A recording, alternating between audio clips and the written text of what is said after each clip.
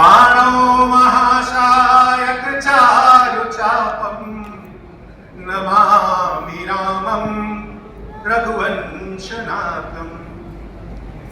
मैं चेतना परिवार को और विशेषकर आदरणीय पवन जी के परिवार को बधाई देता हूं। किसी शायर का एक शेर मुझको याद आ रहा है, वो कहते हैं कि खुशबू को बहुत फैलने का शौक है, मगर ये पुष्प है, इसमें खुशबू है, फैलने की इच्छा है लेकिन सामर्थ्य नहीं है। खुशबू को बहुत फैलने का शौक है मगर मुमकिन नहीं हवाओं से रिश्ता किए बगैर। तो ये खुशबू को यहां से आप तक पहुंचना है तो हवा चाहिए। मैं आप सबके चरणों में प्रणाम करता हूं कि राम ने अपने विभूतियों के विस्तार के लिए आपको माध्यम चुना है। आप छोटा काम नहीं कर रहे हैं, इसको छोटा आयोजन मत समझिएगा। जब ईश्वर को लगता है कि मैं अपने विभूतियों का विस्तार करूं, उस समय वो कुछ लोगों का चयन करते हैं और आप ईश्वर की जो सुगंध है उसके लिए हवा बन करके यह काम कर रहे हैं। मैं बधाई देता हूं और इसी भाव से ये काम आगे करते रहिएगा। जीवन प्रबंधन में राम मेरा विषय है और मैं उसी पर बात करूंगा। घर है और परिवार सब है। चेतन जी, मेरी कविता है, एक शुरुआत में पढ़ूंगा। घर है और परिवार सब है, बंगला मोटर कार सब है। मुझको बड़ा आश्चर्य होता है कि मेरे जैसे वैज्ञानिक चलो लेबोरेटरी से थक गया हो, उसके बाद आकर के राम कथा पर बात करने के लिए माइक पकड़ ले तो समझ नहीं आता है। पवन जी जैसे व्यक्ति है, संजीव जी जैसे व्यक्ति है, इनको क्या पड़ी है भाई? एक सेकंड इनके पास समय नहीं है, इतना बड़ा व्यापार फैला हुआ है, लेकिन यहां पर आकर के ताली बजा के आप सबसे बोलते हैं राम राम की। क्यों क्यों ऐसी क्या कमी है? घर है और परिवार सब है, बंगला मोटर कार सब है, श्रेष्ठ है संतान संग में, प्रेम में व्यवहार सब है, धन है और व्यापार सब है, सुख के कारोबार सब है। प्राप्त कर ले और यदि हम जग में सब सामर्थ्य साथी, किंतु मन में राम ना हो, समझो सब है व्यर्थ साथी। अधिकार है और नहीं मृत्यु पर हमारा अधिकार है। एक कालखंड है जिसको हम लोग जी रहे हैं और हम इसी को जीवन समझ के बैठे हुए हैं। मैं यह आपके विवेक पर छोड़ता हूं कि इसका आप क्या परिभाषा लगाएंगे, जीवन क्या है। मैं प्रबंधन की बात करता हूं। प्रबंधन क्या है? सबसे हमारे जीवन में हम दो ही काम कर रहे हैं। अच्छे कामों के लिए, अपने जीवन की अपेक्षाओं के लिए चीजों का प्रबंध कर रहे हैं और उसके बाद सारा समय प्रबंधन में लगा रहे हैं। बहुत कम लोग हैं समाज में ये दोनों कला में माहिर है। कुछ है प्रबंध में माहिर है, रिसोर्स इकट्ठा कर लेते हैं, और कुछ लोग प्रबंधन में माहिर है। जहां ये दोनों शामिल हो जाएं वही राम है। ऐसे व्यक्ति कहीं देख लो आप कि जीवन में प्रबंध भी है और प्रबंधन भी है, नतमस्तक हो जाइएगा, नतमस्तक हो जाइएगा। अब आगे चलते हैं। हमारी आवश्यकता क्या है? जीवन प्रबंधन बड़ा विशाल स्वरूप है, जीवन की परिभाषा ही मैं नहीं जानता, मैं प्रबंधन क्या करूंगा? तो मेरी अपेक्षा क्या है? मेरी अपेक्षा है, मैं चाहता हूं कि मैं सफल हो जाऊं। यही चाहते हैं। मैं चाहता हूं कि संघर्षों पर विजय प्राप्त कर लूं। मैं चाहता हूं कि मेरी जो सफलता है वह हमेशा स्थिर रहे। यश प्राप्त कर लिया तो मेरे दरवाजे पर ही रहे हो। मैं चाहता हूं कि सब कुछ पा लेने के बाद मेरा परिवार मेरे साथ रहे। ये जितनी भी आपकी अपेक्षाएं हैं ना, ये एक व्यक्ति के जीवन में आप प्राप्त कर सकते हैं, वह है श्री राम। श्री राम का यदि मैं परिचय दूं तो मनुष्य के चरम संघर्ष और परम उपलब्धि के प्रतीक हैं। आपके जीवन में यदि आपको कल्पना करना है, सपने में भी लिखना है कि मेरे जीवन में क्या संघर्ष हो सकता है, तो मैं कसम से कह रहा हूं आप नहीं लिख सकते जो मेरे राम ने भोगा है। और यदि आपके सामने ईश्वर भी खड़ा होकर आ जाए कि बेटा वरदान मांग ले, तो उन विभूतियों को नहीं मांग सकते जो उन्होंने अपने पुरुषार्थ के बल पर अर्जित किया हुआ है। तो मनुष्य के चरम संघर्ष और परम उपलब्धि के प्रतीक है श्री राम। लेकिन उपलब्धियां ऐसे नहीं, उपलब्धियां ऐसे है कि त्रेता युग में उन्होंने रावण को मारा और उस युग से आज तक लाखों वर्ष निकल गए। कितने अवतार आए, कितने महापुरुष आए, स्वयं विष्णु हैं, द्वापर में कृष्ण बन करके आए और कितने युद्ध लड़े, किसी का कोई वजूद नहीं है। आज भी विजयादशमी हम राम की मना रहे हैं। कभी सोचा है आपने? किसी का यश इतना स्थायी है क्या, इतना स्थिर है क्या? मैं 5 साल में 2 साल में कुछ अर्जित करता हूं, प्रधानमंत्री बन जाता हूं, मुख्यमंत्री बन जाता हूं, और जैसे ही पद से जाता हूं मेरा यश है यमुना के साथ बह जाता है। क्यों गड़बड़ हो रहा है? सूत्र है, हो सकता है समय मिलेगा मैं आपको बताऊंगा। तीसरा, मैं चाहता हूं कि मेरे परिवार मेरे साथ रहे। भजन सुनते थे, सुख के सब साथी दुख में न कोई। आज तो दुख तो आदमी अकेले झेल लेता है, दरवाजा बंद करके रो लेता है और आंसू पोंछ के बाहर निकल जाता है काम पर। आज तो पीड़ा यह है कि बेटे के शादी में गले लगाने वाला नहीं, हम इतने दुर्भाग्यशाली हो गए। हम सुख बांटने के लिए मेरे पास कोई व्यक्ति नहीं बचा है। लेकिन राम एक ऐसे व्यक्ति थे, एकमात्र राम को वनवास मिला था, पूरा खानदान, पूरी अयोध्या उनके साथ चलने शुरू हो गई थी। राम भले ही वनवास में रहे, लेकिन एक क्षण अकेले नहीं रहे। ये राम है। यदि जीवन प्रबंधन के सूत्र उनसे सीखना है, राम है, अंगद है, जाकर के उनसे कहते हैं, बहुत प्यारी बात है। अंगद जाते हैं, अंगद रावण बड़ी बड़ी बात बोलते हैं कि तुम जानते नहीं मैं कौन हूं, तुम रावण का नाम नहीं सुने हो। अंगद कहते मैंने सुना है, मैं तो बच्चा हूं, मेरे पिताजी बताया करते थे, सुन रावण रावण जग कहते, कितने रावण हैं, मैं नीचे श्रवण सुना हो सुन जाते, मैं अपने कानों में जो सुना हो तो मैं आपको बताता हूं, फिर बताना आप कौन है। वो कहते हैं बलि जिंदन एक निम्न पताला, एक राजा बलि से युद्ध करने के लिए, जीतने के लिए उसके अंदर अहंकार हो गया, राक्षस में हो तो राक्षसों को राजा वो कैसे हो सकता है। बलि को मारने के लिए गया तो मालूम है उसके साथ क्या हुआ, तीन ही बालक बांधा ही है साला। उनको ना एक अजीब जंतु समझ करके खेलने के लिए बच्चों ने घुड़सवार में बांध करके रखा। और उसके साथ होता क्या था, खेल ही बालक मार ही जाए, बच्चे हैं मार के खेलते थे। कभी यार बहुत दिन बाद अच्छा इंटरटेनमेंट का साधन मिला है, लगता है एआई है। जब राजा बलि को पता चला बोले क्या कर रहे हो भाई, लंकेश है, हमारे अतिथि है, तो दया लागी बलि तुमने छुड़ाई। फिर अंगद ने दूसरा बताता हूं, सहस्त्रबाहु संग पड़ी लड़ाई, एक आदमी जाके सहस्त्रबाहु संग लड़ गए। अंगद ऐसे रावण के बारे में बताते जा रहा है, अंत में कहते हैं एक घातु मोहि सब कुछ अति। एक रावण के कहने में बड़ा संकोच हो रहा है। रावण बोले क्यों, रहा वाली कर कांख, मेरे पिताजी के कांख में दबा रहा। तीन बहु रावण तय कवल सत्य कहो तजिमा, बुरा नहीं मानना, इन तीनों में तुम तो नहीं हो। वस्तुतः तीनों रावण वही था। मतलब क्या हुआ, ऐसा नहीं कि रावण को सिर्फ राम ने हराया है, राम से पहले ना जाने कितने लोगों ने रावण को हराया है। लेकिन आपने कभी सोचा रावण पर विजय प्राप्त करने का श्रेय उनको नहीं मिला, केवल श्री राम को मिला। उसका कारण यह है कि रावण में बुराइयां थी, जिस व्यक्ति ने उसको हराया उसमें उससे बड़ी बुराई थी। रावण है, दूसरे के पत्नी को हर के ले गया, बाली तो उससे भी ज्यादा व्यभिचारी था, अपनी पुत्री के समान पुत्र भाई बहू को अपने घर लेकर के आ गया। रावण राक्षस था, बाली राक्षसों का राजा था। रावण अभिमानी था, सहस्त्रबाहु उससे बड़ा अभिमानी था। तो रावण को हरा करके ये सारे रावण की बुराइयों को आत्मसात कर लेते थे। राम एकमात्र व्यक्ति थे जिन्होंने अपनी अच्छाइयों के साथ रावण का अवतीर्ण किया, और इसीलिए हम आज भी जाने जाते हैं। जीवन प्रबंधन है एकमात्र सूत्र, यहीं से ले लीजिए। यदि आपका यश को आपको चाहते हो आप चिरस्थायी रहे, तो सत्य के बल पर ही होगा, मर्यादा के बल पर ही होगा, करुणा के बल पर ही होगा, आचरण के बल पर ही होगा। दो चार लोग आपके पीछे जिम करने वाले मिल जाएंगे, लेकिन यश कभी स्थिर नहीं होगा। आप लिख के लीजिए, मेरे राम बता। एक और सूत्र बताता हूं आपको, आप कर्म है ना, कर्म में कोई दोष नहीं होता। ये बताइए कि कोई व्यक्ति किसी को लाठी मार रहा है, अच्छा कर्म है क्या? डंडे से मार रहा है, जल्दी बोलिए, अच्छा कर्म है क्या? कोई किसी के पेट में छुरा चला रहा है, अच्छा कर्म है क्या? जोर से बोलिए, अच्छा है।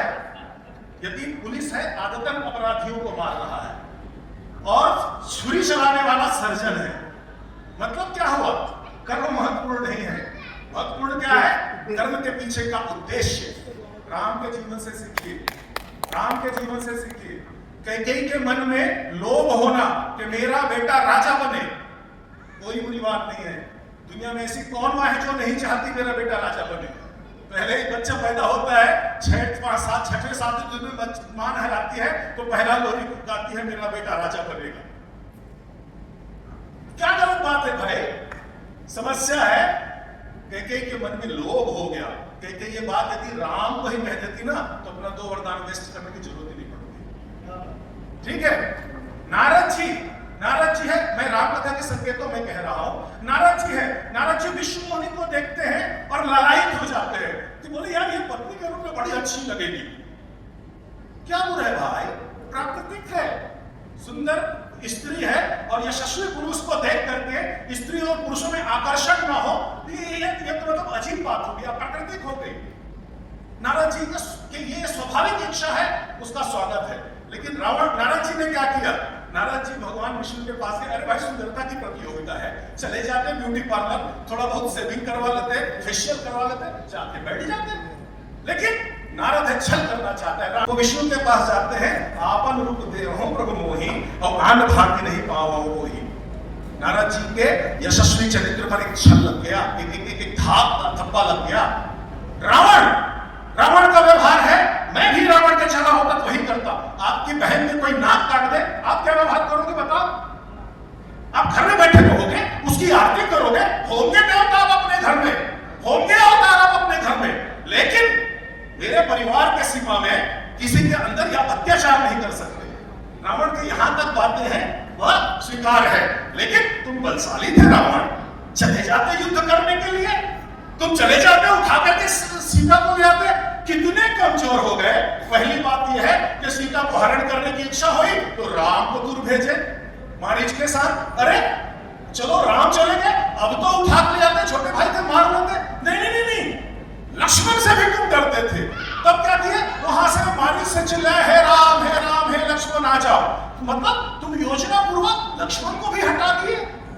और ये कौन रावण है? रावण आवत सुने ही सकोहा और देवन कहीं मेरुगिरि कोहा, यही यश बना करके रखे थे तुम।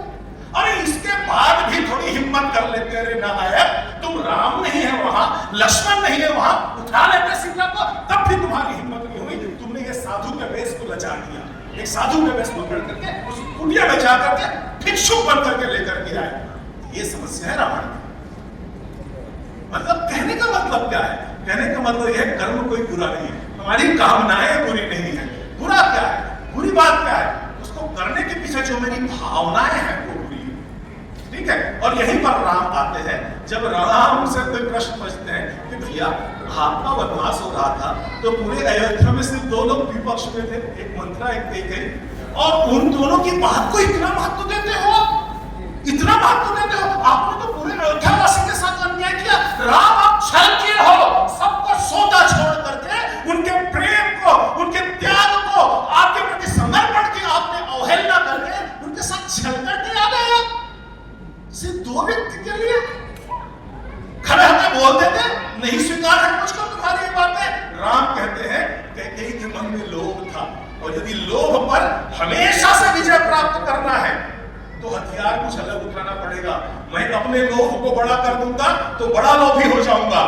रावण ने तो यही किया ना, छोटे राक्षस से बड़े राक्षस की लड़ाई, छोटे व्यभिचारी से बड़े व्यभिचारी की लड़ाई। राम कहते हैं यदि लोभ पर विजय पाना है तो त्याग हथियार होना चाहिए। वो त्याग का हथियार उठाते हैं और कैकेयी के लोभ पर ऐसे विजय प्राप्त करते हैं। आज भी हम राम जी की जय जयकार लगाते हैं। राम जी जय जयकार। मेरी एक कविता की बहुत लंबी लाइन है, मैं 2 मिनट में कंक्लूड करता हूँ। राम जी अपनी बात कहते हैं तो बोलते हैं मैं बाली से कर लूं संधि, लोगों ने था टोका मुझको। सीता हरण के बाद मेरे पास विकल्प था, सुग्रीव भी था, बाली भी था। मैं बाली से कर लूं संधि, लोगों ने था टोका मुझको। रावण का वध करके बाली सीता लौटा देता मुझको कुछ करने की आवश्यकता नहीं थी, पर मैंने था संकल्प लिया, अन्याय करना साथ ना दूंगा कभी। और सुग्रीव हनुमत सा मित्र मिले, इसकी मुझको पर्याप्त खुशी। मैं एक पाप के दमन के लिए दूसरे पाप को महिमा मंडित नहीं कर सकता। आपसे देखिए भूल तो नहीं करते हो आप।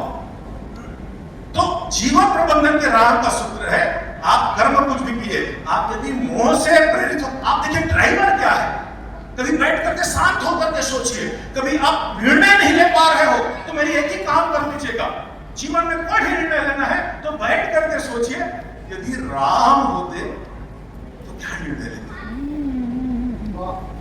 बस एक ही काम कर लीजिएगा, यहां पर राम होते तो क्या निर्णय लेते। आपका यश नंबर होगा, याद रखिएगा। लोग दृष्टि में लोग भले आपको लगे आप हारते हुए दिखोगे। आप देखिए, आप कुछ काम है, आपका ड्राइवर क्या है? ड्राइवर लोभ तो नहीं है, लोभ है तो त्याग में लाएगी, मोह तो नहीं आइए, मलिनता तो नहीं है, उज्ज्वलता में ले आइए। और जिस दिन आप अपना ड्राइवर बदल लोगे, आपका जीवन प्रबंधन में आप आपको कुछ काम करने की आवश्यकता नहीं है। मेरी समस्या क्या है, मुझको भाते भरत, जब मैं भरत की कथाएं सुनता हूँ बहुत अच्छा लगता है।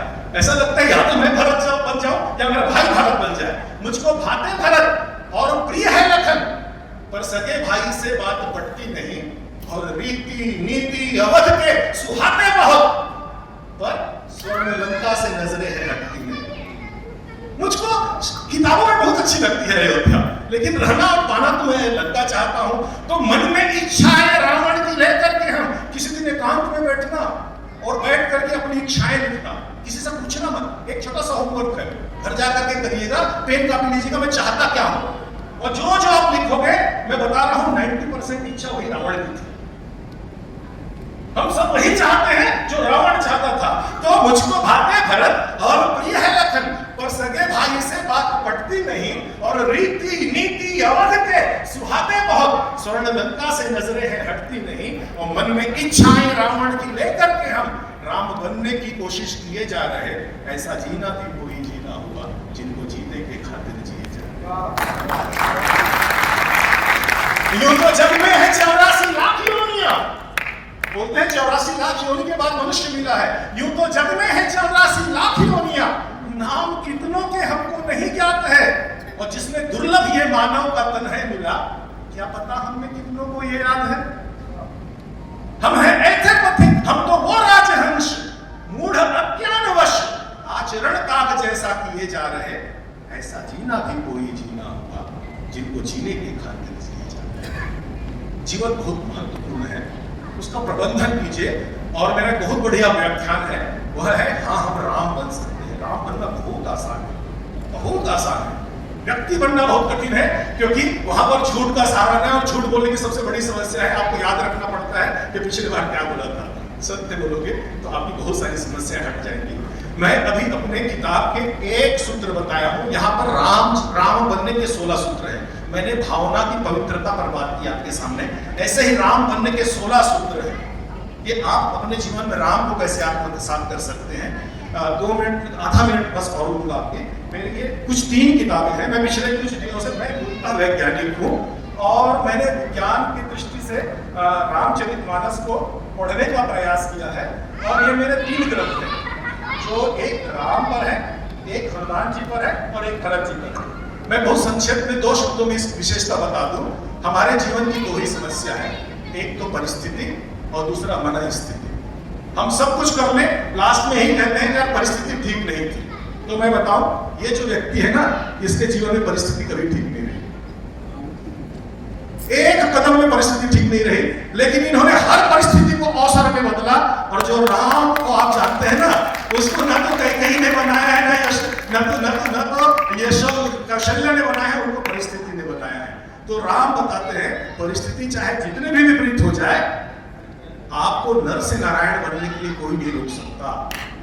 दूसरी समस्या है परिस्थिति ठीक हो गई तो सब लोग बोलते हैं क्यों भाई तुम्हारे सारे साथी तो यार इंजीनियर, डॉक्टर बन गए, कलेक्टर बन गए, तुम क्यों नहीं। अरे यार मने ही स्थिति ठीक नहीं थी, सब कुछ ठीक था, वो तो मेरे से ज्यादा गरीब थे, उसका तो जो इंजीनियरिंग का कॉलेज का फीस मैंने ही दिया था, अरे उसको तो रेलवे स्टेशन तक मैंने ही छोड़ने गया। ऐसे बोलते ना मतलब मन स्थिति ठीक नहीं थी। ये आदमी है, एकमात्र आदमी है जिसकी मन स्थिति कभी ठीक नहीं रही। इसकी परिस्थिति हमेशा अच्छी थी, सब लोग कहते थे राजा बन जाओ, राजा बन जाओ, राजा बन जाओ, लेकिन ये मन से तैयार नहीं थे। तो राम बताते हैं परिस्थिति चाहे कितनी भी खराब हो, आप श्रेष्ठ बन सकते हैं। भरत जी बताते हैं मन स्थिति कितनी भी खराब हो, आप राम के प्रिय बन सकते हैं। और ये मेरी तीसरी किताब है। ये इसकी भूमिका ये है कि जिसको लगता है कि कभी खुशी कभी गम वाला मामला है, कभी परिस्थिति कभी मन स्थिति, तो ये व्यक्ति आ जाते हैं। ये अशोक वाटिका में पेड़ में बैठे हैं, परिस्थिति खराब है, कोई देख ले तो वहीं से शूट कर सकता है। और मन स्थिति इतनी खराब है कि माता क्या सोचेगी, माता क्या सोचेगी, कोई परेशान नहीं है, ऐसा ना हो मुझको राक्षस समझ ले। तो परिस्थिति और मन स्थिति के द्वंद्व में आप फंसे हैं, तो हनुमान जी आपको निकाल करके ले जाएंगे। इसमें एक चैप्टर है, वह 10-10, 15-15 पेज के चैप्टर है, व्यक्तित्व के सारे गुण हैं। आप राजेश जी के पास सारी किताबें हैं और अमेज़न वगैरह सब में है। ये बहुत किताब प्रभात आकाश से पब्लिश किताबें आप ले सकते हैं। मेरी आपको शुभकामनाएं हैं, मुझको बोलने का आपने अवसर दिया। मैं जो बात कह रहा हूं मतलब मुझको अपना बच्चा समझ के कहिएगा, मैं इसको अपने जीवन में आचरण में लाने का प्रयास करता हूं। मैं विश्वास से कह रहा हूं, संभव है, संभव है। कठिन पत्थर के जीने में है कठिनाई बहुत यारो, बहुत मानो बहुत ही है सरल जग में सरल बनना। तो आप सरलता के पथ पर जाएं, राम जी हैं, आपके माध्यम बने, आपके मार्गदर्शक बने, यही मेरी शुभकामनाएं हैं। और मुझसे कुछ भूल हुई होगी तो मुझको क्षमा कीजिएगा। पुनः मुझको अवसर देने के लिए आपके प्रति कृतज्ञता।